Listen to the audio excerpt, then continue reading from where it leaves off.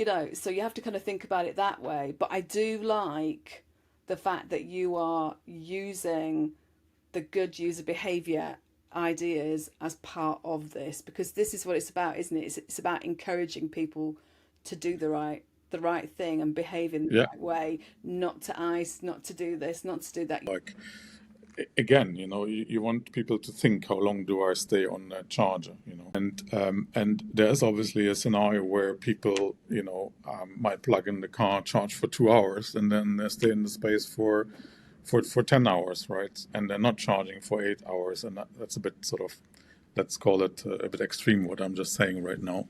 But what's important is that you provide some incentives to the user, some support of the user on how to use that infrastructure well, and help the charge point operator to kind of incentivize that one. So in the West Midlands, we came up with a scenario now specifically, obviously tailored to that park and ride, where you would have a time-based reservation fee, like you would pay a time-based parking fee, and they would need to pay it up front, basically.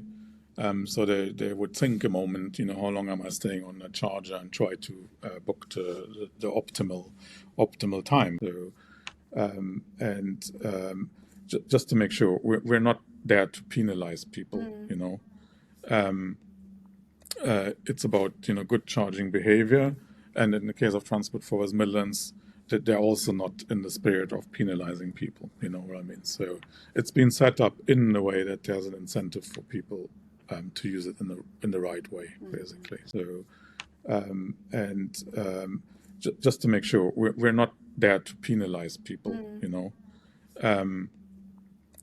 It's about good charging behavior, and in the case of Transport for West Midlands, that they're also not in the spirit of penalizing people.